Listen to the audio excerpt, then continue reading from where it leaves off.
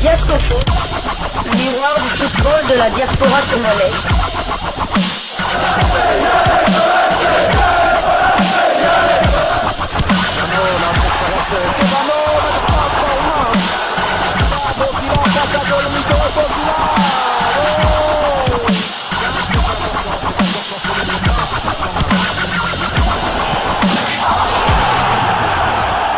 Diasco Foot, le miroir du football de la diaspora congolaise. Vous êtes sur Diasco Foot, le miroir du football de la diaspora congolaise. Diasco Foot vous dit bonjour, tout le plaisir est pour nous de vous retrouver, mais surtout de savoir que vous êtes nombreux en train de suivre votre chaîne YouTube dédiée uniquement aux footballeurs de la diaspora congolaise. C'est l'heure de partager avec vous quelques news que nous avons pu récolter pour vous, des news concernant certains de nos internationaux ou des binationaux qui se sont illustrés dans leurs clubs respectifs. Et cela dans le cadre de cette deuxième livraison sportive de ce samedi 13 avril 2024. Une livraison que nous débutons par la Suisse, où l'on jouait la 30e journée de la Challenge League, l'équivalent de la deuxième division suisse. Victoire de Neuchâtel-Xamax 3-1 face à Haro. Sakal a été titulaire et ce pour la deuxième fois consécutive et il a disputé de l'entièreté de la rencontre. Son temps de jeu est de 1860 minutes sur 3041, 23 matchs joués sur 32. Il a délivré 2 passes décisives cette saison. Son club de Neuchâtel est 3e de la Challenge League avec 39 points. Il compte 9 victoires, 12 nuls et 9 défaites, 43 buts marqués et 38 encaissés. Prochain rendez-vous pour Neuchâtel-Xamax, ils se déplaceront chez Schaffhouse le vendredi 19 avril. Nous quittons la Suisse, nous allons cette fois du côté de l'Espagne. Et en Espagne, nous allons jouer la 31e journée de la Liga, championnat espagnol de première division. Cédric Bakambu de retour, le Betis Séville se relance. Le Betis Séville et Cédric Bakambu se sont imposés à domicile face au Celta Vigo hier, vendredi 12 avril 2024. Après une première mi-temps sans but, le match va se débloquer à la 53e minute de jeu avec le coéquipier de Cédric Bakambu, Juan Miranda Gonzalez, suivi de l'expérimenté Nabil Fekir pour le but du break à la 83e minute. La réduction du score des visiteurs interviendra dans les temps additionnels à la 91e minute par l'attaquant norvégien du Celta Vigo, Jørgen Strand Larsen.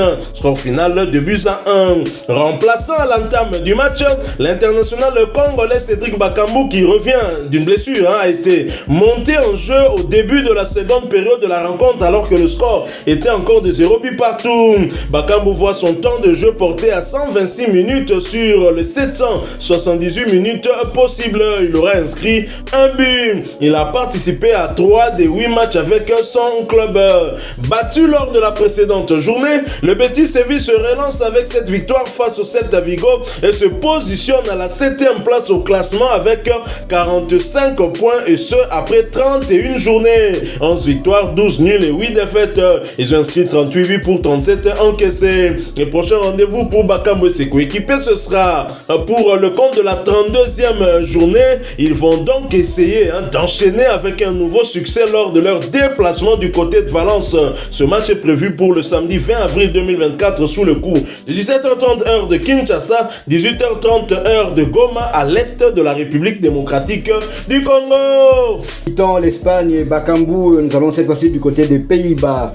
Le leader Willem Twee n'a fait qu'une bouchée de Young AZ en match comptant pour la 34e journée de la Eerste Divisie. À 4 journées de la fin du championnat, il compte 73 points, soit 3 de plus que son dauphin de Roda Kerkrade et 9 de plus que Groningen qui est 3e. La montée en première division se rapproche à grands pas pour Jérémy Bokila et ses coéquipiers. Malheureusement, le Congolais n'a pas pris part à cette rencontre. On ne sait pas s'il est blessé ou bien s'il était malade de la dernière minute, mais il n'était même pas sur le banc. Son temps de jeu stagne à 1139 minutes sur 3442. 30 matchs joués sur 36, 11 buts marqués, 2 passes décisives, toutes compétitions confondues. Prochain rendez-vous pour Willem Tué, ils se déplaceront à Maastricht le samedi 20 avril pour le compte de la 35e journée de la Eerste Divisie. A noter qu'il reste 4 journées de championnat, donc si Willem Tué gagne ses 3 prochains matchs, ils vont terminer champion des Pays-Bas. Et donc, si on prolonge son contrat, Bokila jouera en première division hollandaise la saison prochaine.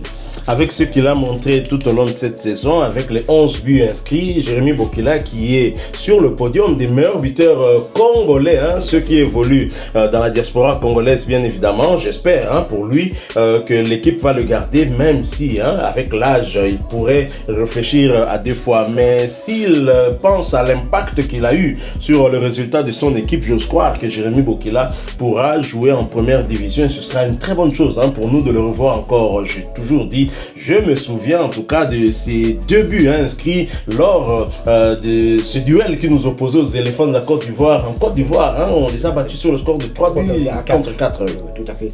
Donc à près de 36 ans, je ne sais pas à quel mois il est né, mais en tout cas il aura 36 ans cette saison. Il a encore des beaux restes, parce que être dans le podium des meilleurs buteurs congolais de la diaspora, ça mérite le respect.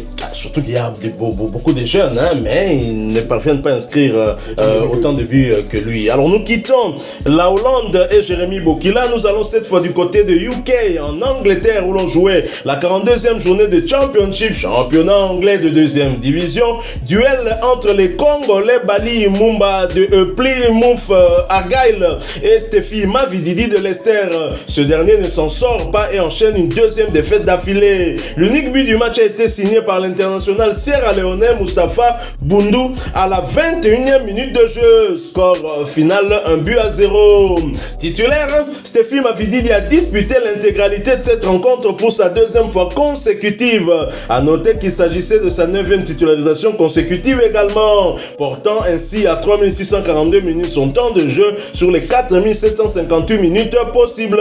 Stephy Mavididi aura participé à 44 des 49 matchs avec son équipe, avec à la clé 13 buts inscrits et 5 passes décisives délivrées. Et pour rappel, Mavididi reste bien évidemment éligible pour jouer avec les Léopards de la RDC. Et du côté de Plymouth Argyle, Bali Mumba était également titulaire. Il a aussi disputé l'intégralité de cette rencontre, participant ainsi à 40 des 43 matchs de son équipe, avec à la clé 3 buts inscrits et 3 passes décisives délivrées. Pour rappel également, Bali Mumba reste tout aussi éligible pour jouer avec les Léopards de la République démocratique du Congo. D'ailleurs, hier, nous vous proposions en tout cas son portrait, Bali, qui est un back droit, un arrière droit, comme veulent que nous le disions certains de nos abonnés. Et donc, il était titulaire du côté droit. On l'avait en quelque sorte prophétisé, comme quoi si Bali Mumba était titulaire, il allait se retrouver face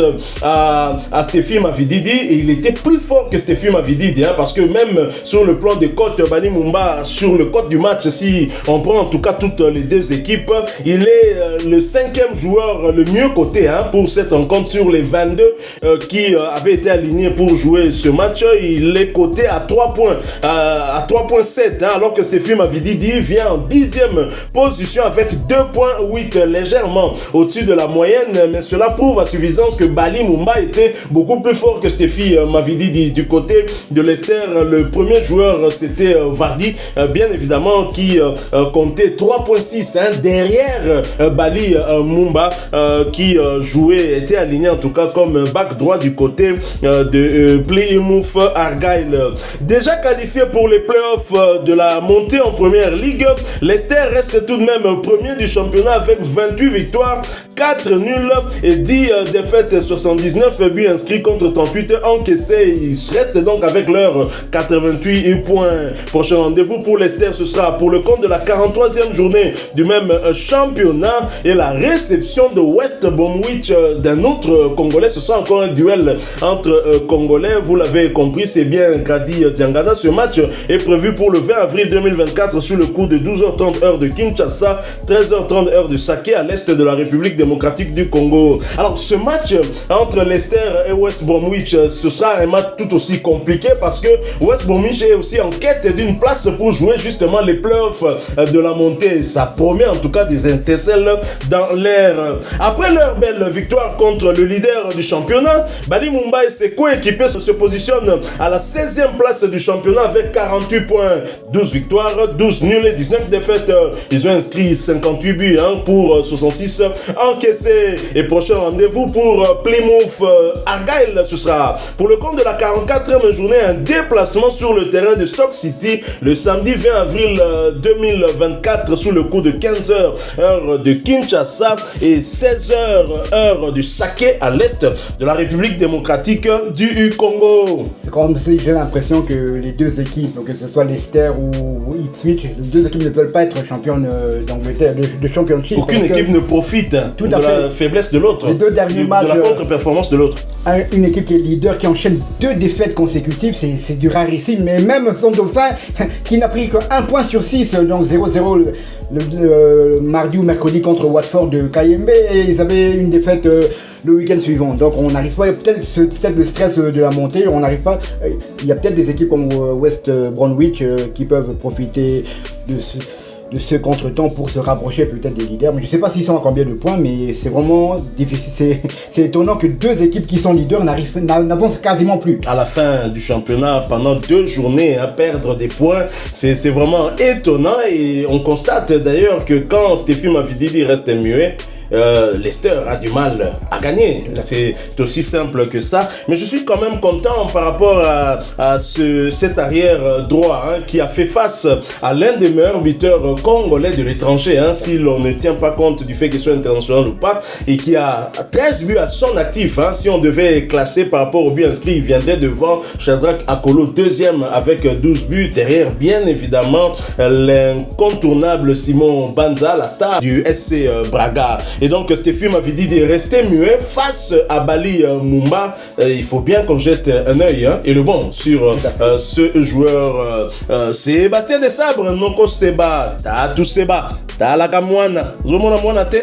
Obeta bien, à Kangi Stéphane Mavididi Oyo, Obeta Katinaye, donc il y a aussi, il y a lieu de jeter un œil de ce côté-là aussi. Voilà qui met fin donc à cette deuxième livraison de ce samedi 13 avril 2024. Si vous l'avez aimé, laissez-nous un maximum de j'aime. Merci de partager avec nous en commentaire votre point de vue. Des remarques, nous les acceptons toujours. Essayons en tout cas de les satisfaire dans la mesure du possible. Merci de vous abonner sur cette chaîne Diasco Foot, parce que nous sommes le miroir du football de la diaspora congolaise. N'oubliez pas d'activer la petite cloche de notification en cliquant tout simplement sur celle que vous verrez apparaître dès que vous serez abonné. Encore une fois, merci à vous, avec espoir de vous retrouver bientôt dans un autre sujet d'actualité. Mais en attendant, Diasco Foot vous dit au revoir.